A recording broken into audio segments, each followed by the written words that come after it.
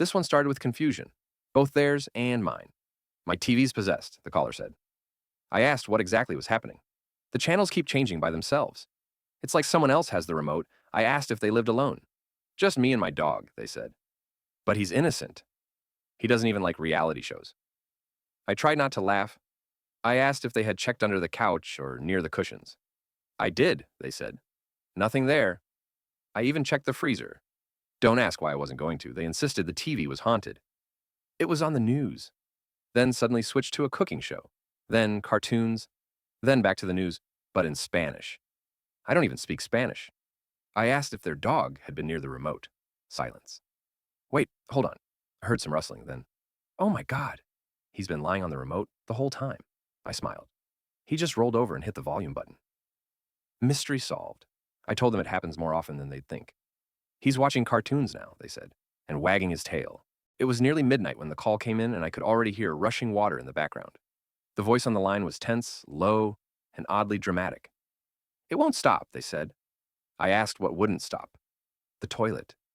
It's been flushing for 45 minutes. I blinked at my screen. It just keeps going and going and going. I tried to stay calm, even though this was clearly not a life-threatening emergency. I asked if water was overflowing. No, they said, it's not leaking. It's just flushing, nonstop. Like it's mocking me, I asked if they'd tried turning off the water valve. What's a water valve? They whispered. That answered a lot. I walked them through where it was, how to turn it, and what to listen for. The entire time, the whooshing of the toilet echoed through the line like a waterfall. This is psychological warfare, they said. I can't sleep. I can't think. I think it's possessed. I assured them it was likely just a faulty mechanism. So it's not a ghost? They asked. Just a rebellious toilet? I said yes. Toilets don't usually haunt people. At least not in my experience. They found the valve and twisted it. The sound stopped instantly. The line went quiet. It's over, they said in disbelief. Then, in the softest voice, they whispered, thank you. No officers needed. Just plumbing guidance and a little emotional support. Some nights, the scariest thing isn't a break-in. It's a toilet with too much power. The call came in just after 7 a.m., prime time for breakfast disasters. The voice on the line sounded young, maybe a kid. Hi, I think I need help, they said. I gently asked what was wrong. I poured the cereal, but there's no milk. I waited. Like, none. Not even almond. I asked how old they were. 7. But I'm almost 8, I smiled. I asked if an adult was home. My mom's asleep, and she said not to wake her unless it's an emergency. I explained that 911 is for real emergencies. The kid whispered, but it feels like one. My cereal is getting soggy just sitting there. I asked what kind of cereal it was. Fruit Loops, they replied. The colorful kind. And they're just floating in sadness now. I suppressed a laugh. I suggested maybe trying juice or just eating them dry. The silence was heavy. Dry cereal? They asked, horrified. What am I, a caveman? I reminded them again that 911 couldn't deliver milk. So you're saying there's nothing you can do? They asked. Not unless the cereal catches fire, I joked. They giggled. Okay, I guess I'll be strong. I'll eat it dry. I told them I was proud of their bravery. Before hanging up, they said, you're nicer than our school nurse. That made my morning. No milk, but a lot of heart. Not every call I get is life or death, but this one truly tested my ability to stay professional. It was a Saturday afternoon when someone called, clearly frustrated. I've searched everywhere, they said. I asked what was missing. The remote. My TV remote. It's gone. I paused, thinking it was a joke, but the caller was completely serious. I've flipped every couch cushion.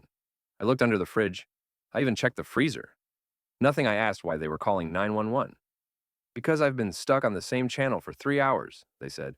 It's a shopping network. They're selling knives. I don't want knives. I explained that we only handle emergencies. This is an emergency, they insisted. They just brought out a deluxe knife block. I'm getting weak. I offered to transfer them to a non-emergency line. By the time they pick up, I'll probably own 3 sets, they replied. I suggested standing up and turning off the TV manually. The silence on the line lasted a good 10 seconds. There's a button for that? They finally asked.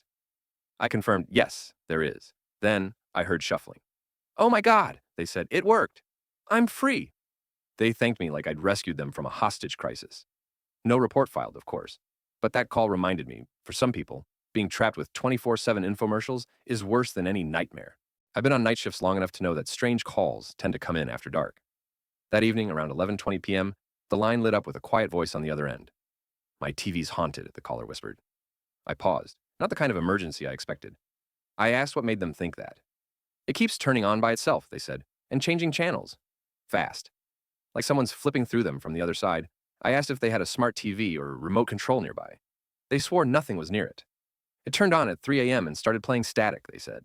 Then it switched to a cooking show in German. I don't speak German. I told them it could be a technical issue. No, they replied. I unplugged it. It turned back on. That got my attention. I asked if they were alone in the house. Yes, they said, unless the ghost is watching Food Network. I wanted to laugh, but the voice was trembling. I stayed calm. I asked if anything else strange had happened. My cat won't go near the TV, they said. It hisses every time it turns on. I asked if they wanted an officer to check the wiring or just have someone to talk to. They asked for both. We sent a unit just in case. When the officers arrived, they found a universal remote stuck between couch cushions. The cat had been stepping on it. Mystery solved. No ghosts, just feline channel surfing. The caller was relieved and a little embarrassed, but I reassured them. We all get scared sometimes, especially when your cat starts watching cooking shows in German. I've handled calls about fires, robberies, even wild raccoons in kitchens. But this one? This one was about a donut. The call came in around 2:45 p.m. The voice was urgent, almost panicked. I braced myself for something serious. He took it, the man said. I asked who. My brother, he snapped. He took my last donut. I waited thinking maybe this was code for something darker. It wasn't. He genuinely wanted police intervention because his brother ate the final glazed donut in the box. I asked if there was any physical altercation. He said no, just emotional betrayal. I asked if he lived with his brother. He said yes, unfortunately. I asked if he wanted to file a report. He said, can I charge him with theft? I explained how that would not apply to shared household food. He went silent. Then he muttered, that was my donut. I had plans for it. I told him this wasn't a police matter. He said, but it had sprinkles. I had to mute myself to laugh. He was serious, absolutely shattered over a donut with sprinkles. I recommended having a conversation with his brother instead of involving law enforcement. He said, this isn't over, and hung up. I didn't send anyone, but a part of me hopes they worked it out, or at least bought another box. Sometimes people call 911 for strange things, but this one really waddled into my memory. A woman was out for her morning jog when she called, whispering like she was being followed. I asked if someone was chasing her. She said, technically, yes. I got tense. Then she said, it's a duck. I paused. She said it had been following her for 6 blocks, quacking nonstop. She turned left. It turned left. She sprinted. It waddled faster. I asked if it had wings. She said yes, but it preferred the sidewalk. She sounded out of breath and slightly panicked. It's gaining on me, she gasped. I did my best to stay professional. I told her to stop running and see what it wanted. She hesitated but stopped. I heard her say, oh, then silence. It just wanted my granola bar, she said. The duck grabbed the snack and casually walked away. She was too embarrassed to finish the call. I told her not to worry, and we've all had days when we're outpaced by a determined duck. I thought I'd heard it all, until I got a call from a man trapped in his bathroom. At first, I assumed it was a plumbing issue. But no, he said his cat was outside the door, and he was afraid to leave. I asked if the cat was injured or aggressive. He said it was just angry and staring at him like a movie villain. I tried not to laugh, but he sounded genuinely scared. Apparently, he had stepped on its tail earlier, and now it was seeking revenge. I asked if he had anyone else in the house. He said no, just him and the furry hostage taker. I offered to call animal control, but he begged me not to. I just need backup, he whispered, like it was a SWAT situation. I stayed on the line with him while he tried to distract the cat with treats under the door. After 10 tense minutes and a can of tuna, the cat finally walked away. He slowly crept out and locked himself in the bedroom. He thanked me like I'd just saved his life. I never filed a report, but I'll always remember the day I talked someone through a hostage situation with a cat. I've taken hundreds of calls in my career, but this one was different. It started like a prank. A woman called and calmly said she wanted to order a large pepperoni pizza. I told her this was 911, not a restaurant. But she didn't hesitate. She repeated her order, large pepperoni, no mushrooms. Something about her tone made me pause. I asked if she was in danger. She said yes. Then she told me to treat it like a pizza order. That's when I knew, this was serious. I kept her on the line while I traced the call. I dispatched officers to the address I pulled up. She kept talking like it was just an order. When help arrived, they found her with someone yelling nearby. She had used a fake pizza call to report domestic violence. It was genius and heartbreaking. The situation ended safely. I'll never forget that call. Sometimes, saving a life starts with pepperoni.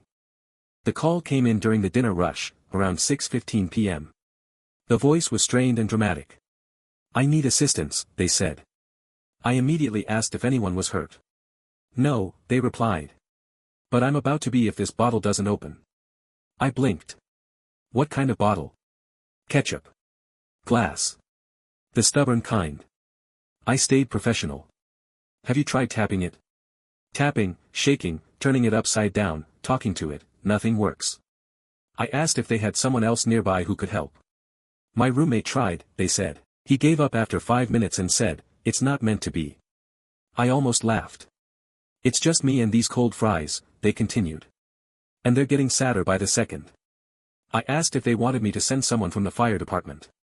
"No, that's too much," they said. "But maybe just, emotional support." I agreed to stay on the line for moral backup. I coached them through it. "Try holding the neck and giving it a gentle shake," I said. "Like you're negotiating with it." Silence. Then a loud pop, "It happened," they shouted. "The ketchup lives." I smiled. "Crisis averted," I said. "Should I file a report?" "Only if it includes how brave I was," they replied. I wished them a happy dinner. They said, "You've restored my faith in humanity," and condiments. Sometimes, being a dispatcher means solving problems no one trains you for, like being a hero to a ketchup-starved soul. I thought I was ready for anything. Fires, accidents, lost hikers, but I wasn't ready for a melted dessert emergency. The call came in at 4:27 p.m. on a summer scorcher. "This is an emergency," the caller said immediately. "Okay," I responded, preparing to dispatch help. "What's happening?" "My ice cream melted." I waited. "It was Rocky Road," they added. "Limited edition." I clarified, "You're calling because your ice cream melted?" "Yes. It's soup now. Sweet, sticky soup." I stayed calm. "Is anyone hurt?" "Only my soul." I suppressed a laugh. They continued, I was so excited. I had a spoon ready. I even lit a candle to set the mood. "For the ice cream?" I asked. "Yes. And now it's a puddle." I asked where the ice cream was. "On the kitchen counter." I took a phone call and forgot it. By the time I came back, it was gone. I told them 911 couldn't reverse melting. "But you can understand my pain, right?" they asked. "It's like losing a tiny, frozen friend." I nodded, even though they couldn't see me. "Would you like me to stay on the line while you grieve?" I offered.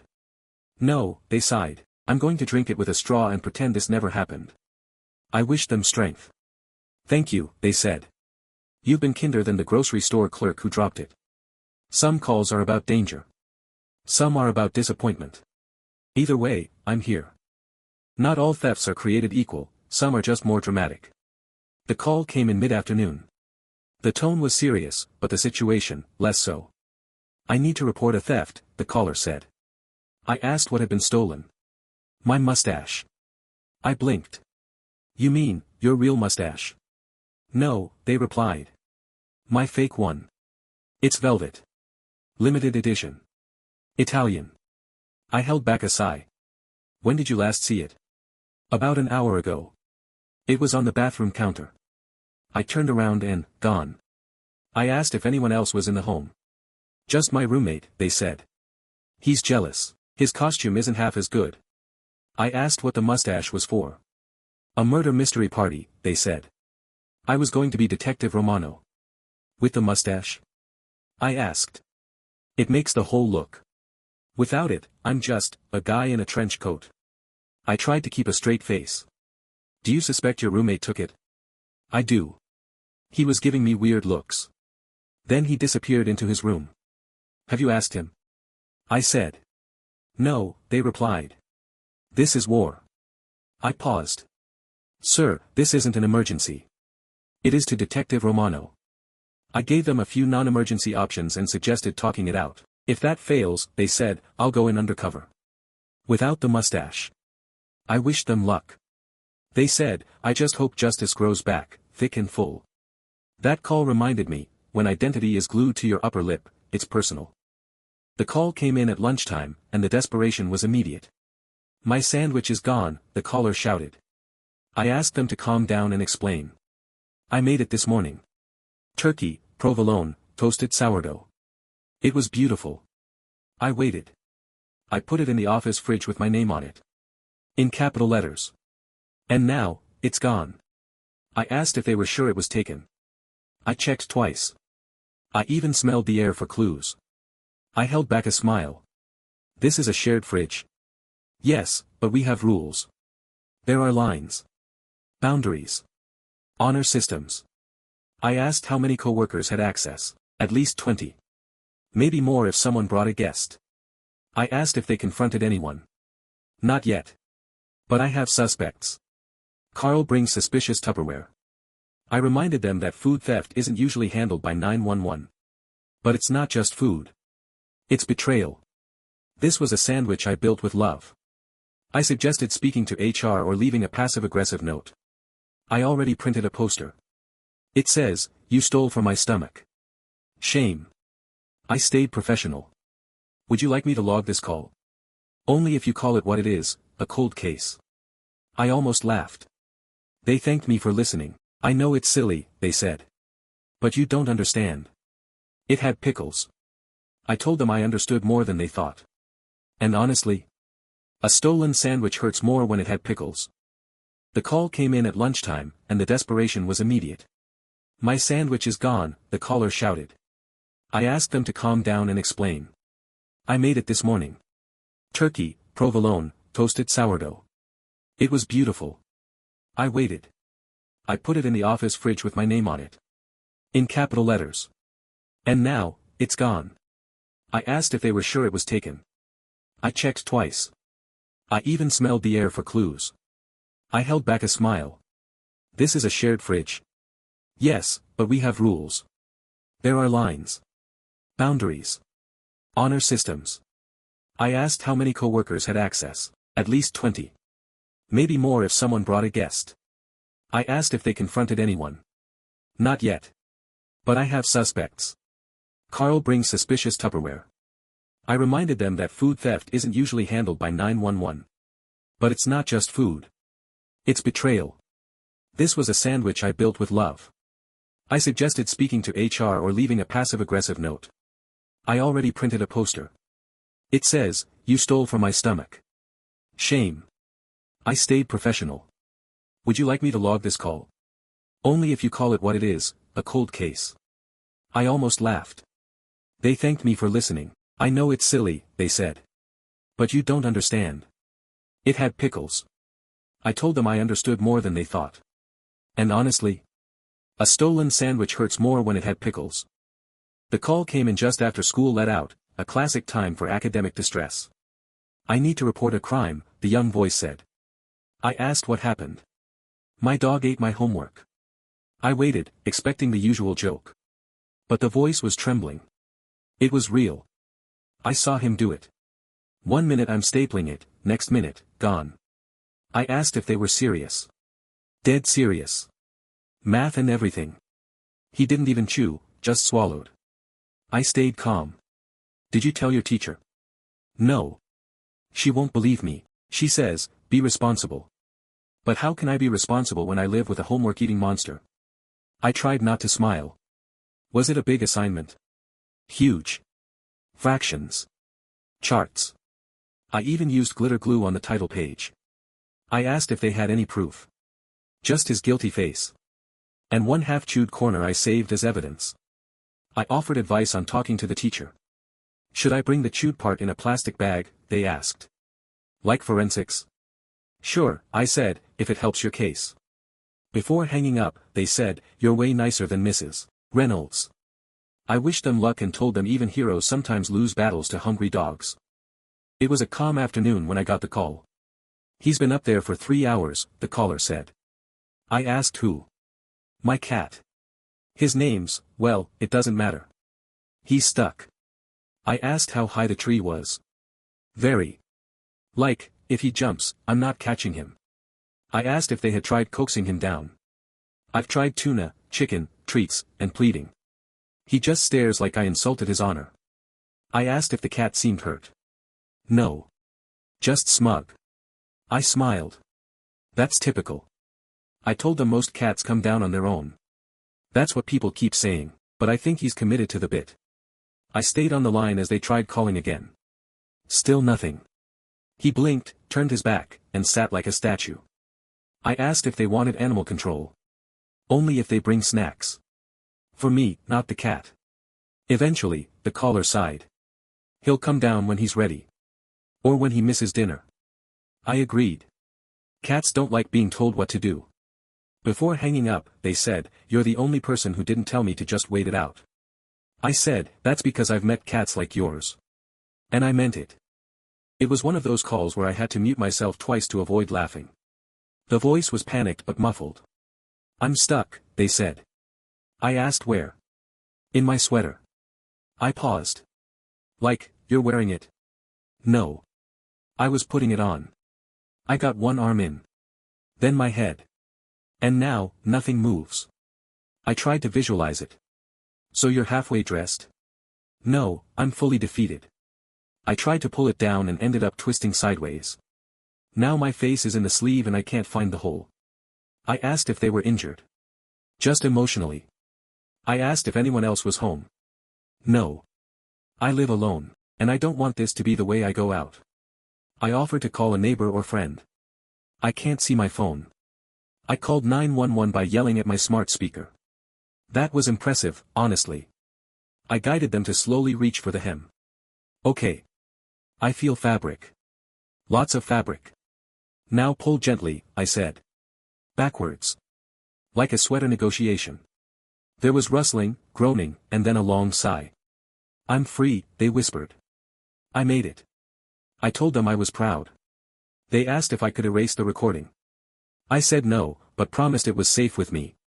We both laughed. Sometimes, it's not about escaping danger, it's about escaping knitwear. It was late evening when I picked up a call that started with frustration. "I think my GPS just verbally assaulted me," the caller said. I blinked. "Your GPS?" "Yes." It yelled, "Make a U-turn, idiot." I swear I heard it. I clarified, "Are you using a navigation app?" "Yeah, the one with the celebrity voice packs." I chose the tough coach one as a joke. I bit my lip. "So, it's doing what it promised." I didn't know it'd be so real. When I missed a turn, it said, "Are you even trying?"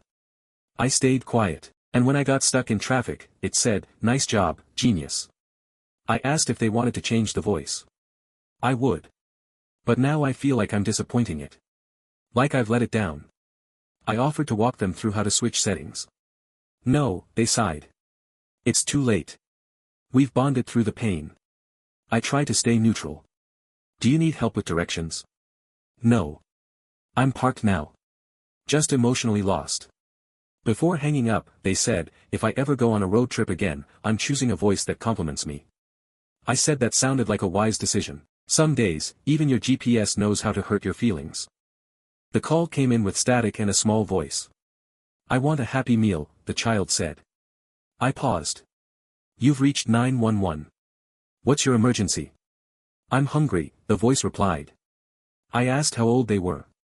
5, they said proudly. I asked if they were alone. "No, Mommy's here." But she said no fries. I tried to hold in a laugh. "Do you know what 911 is for?" "Emergencies," they said. "And this is one." My tummy is rumbling. I gently explained that we only send help for dangerous situations. "This is dangerous. I'm starving. My bear is hungry too." I asked if I could speak to their mom. "She's in the bathroom." I snuck the phone. I told them to put the phone down and go wait for her. "Okay.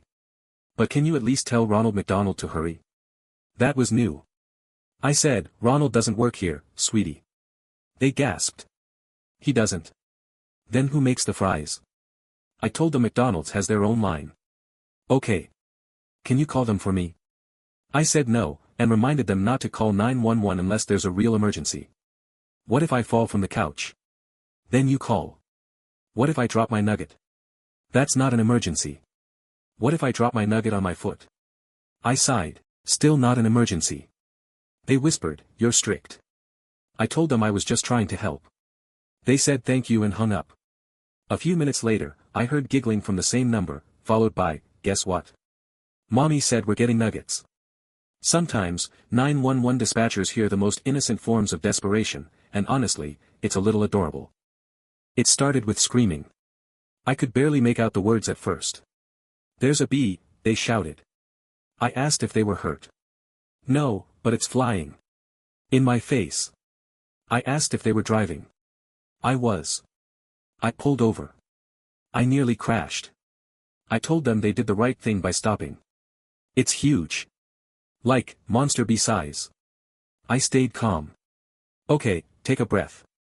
Where are you now? I'm in my car. Windows up. Bees inside. We're staring at each other. I asked if they could open the door. What if it follows me? I explained that bees don't chase people for fun. It buzzed near my ear. I think it whispered something. I held in a chuckle. It's probably just confused. I'm confused too. How did it get in? Is this a sign? I reminded them it's not a supernatural event, just bad timing. It flew into my coffee and now it's bouncing against the windshield like it owns the place. I asked if they had anything to guide it out. I have a shoe. And a banana peel. I advised against violence. Try cracking the window and step out slowly. They hesitated. Okay. If I die, tell my mom I love her. I reassured them. You'll be fine. After a pause, they returned. It's out, flew away. I survived. I congratulated them. I feel reborn, they said. Like I conquered nature. Some calls are about real emergencies. Others are just, emotional roller coasters with wings. This one was a first, even for me. I'm stuck, the caller said. I braced myself. What are you stuck in? My hoodie. I can't get it off. I blinked. Physically stuck. Yes. My head's halfway through and it won't budge. I've been trapped for 10 minutes. I asked if they were in pain. Just my pride. I asked if they could breathe. Yeah, but it's dark in here. Like a fabric cave. I asked if anyone else was home. Nope. Just me, a hoodie, and a lot of regret. I told them to try pulling from the back hem. Tried. Made it worse. Now it's choking me like a turtleneck of doom. I suggested lifting their arms and wriggling gently. I feel like a worm in a sock. I told them to stay calm. I called 911 for a fashion crisis. This is rock bottom. I chuckled. You're not the first, trust me. Really? You'd be surprised. I gave them slow instructions, inch by inch. After a minute of awkward sounds and muffled grunts, I heard, I'm free. They were panting. You saved me. I almost lived in there. I told them it's a good story for a party. If I ever go outside again. We both laughed. No injuries, just an ego slightly bruised and a hoodie forever suspicious. The call began oddly. Hello, a voice said, followed instantly by, hello, again. I thought it was two people. Is this 911, they asked. Yes. What's your emergency? There's a ghost. I hesitated. Where? In my phone. That was new. I asked them to explain. Every time I speak, someone repeats me. It's not me. I swear. I thought maybe they were hearing their own echo. I asked what phone they were using. Cell phone. Brand new. Got it yesterday. Ever since, I've had company. I asked if they had headphones in. Nope. I asked if it happened everywhere. Just at home, which makes it worse. I asked what the echo said. Exactly what I say. Same tone. Same panic. I told them that's likely a technical feedback loop. No way. It laughs sometimes. It knows things. I stayed professional. Like what things? It said I'd spill my cereal. Then I did. I held in a sigh. Maybe coincidence. Then it told me my cat was judging me. And he was. I explained echo delay effects, trying to calm them. You don't believe me. I believe you're hearing something. Let's check the phone settings. They fiddled with buttons. Oh, echo cancellation was off. I heard silence. Wait, it's gone. They whispered, did I just exorcise my phone? I chuckled. Sort of. I feel like a tech priest. You did great. They thanked me, said I was better than any YouTube tutorial, and promised not to call again unless haunted by Bluetooth. Sometimes ghosts are just glitches. 911, what's your emergency? I asked as calmly as always. There's a fire. In my kitchen, they screamed. I went straight into protocol. Is anyone hurt? No, but it's spreading. There's smoke. I asked what caused the fire. Microwave. I tried to dry my socks in it. That stopped me for a second. You put socks in the microwave? They were just damp. I didn't think they'd combust. I advised evacuating the area and grabbing a fire extinguisher if safe. I'm trying. The cat's freaking out. I heard crashing sounds. Sir, get out now. I'm putting water in a mug to splash it. Please do not open the microwave or use water, too late. I heard the pop. Now it's worse. They were coughing. I dispatched fire services immediately. Why would the microwave betray me like this? They asked, as if betrayed by a household appliance. Microwaves don't like socks, I said. Especially not damp ones. It looked like steam at first. Steam can become flame, sir. Firefighters arrived within minutes. The fire was contained. No one injured, just scorched socks, a ruined microwave, and one traumatized cat. After everything, he thanked me. I'm buying a dryer. And a fire extinguisher. Maybe two. The caller sounded furious. Someone's in my seat. I asked for clarification. In church. On Sunday. I always sit there. I asked if they felt unsafe. No, but it's my seat. Everyone knows it. Third row, right side, end of the pew. I explained that seat disputes weren't typically an emergency. But I've been sitting there for 15 years. I offered possible solutions. Maybe sit elsewhere for the day, or speak to the pastor. He said, let's share in harmony. The caller mocked. Harmony. After 15 years of commitment. I tried to keep my tone neutral. Sir, do you know the person? No. He's new. Wore a bright tie like he owns the place. I reminded the caller that churches are open to all, even seat thieves. I avoided laughing. Is he refusing to move? He smiled at me. That smug smile. I see. Is there any sign of escalation? Only in my blood pressure. I advised taking a few deep breaths and maybe focusing on the sermon. It's hard to focus when you've been spiritually evicted. I said it might be a chance to practice humility. I'm humble, just not homeless. I reassured him that God hears prayers no matter where you sit. He sighed. Maybe I'll sit in the fourth row, but I'll glare the whole time. I wished him peace and good perspective. Thanks. I needed to vent. I know it's silly. Not silly, I said. Just passionate. And sometimes, passion over pew placement is the hill some people are ready to die on.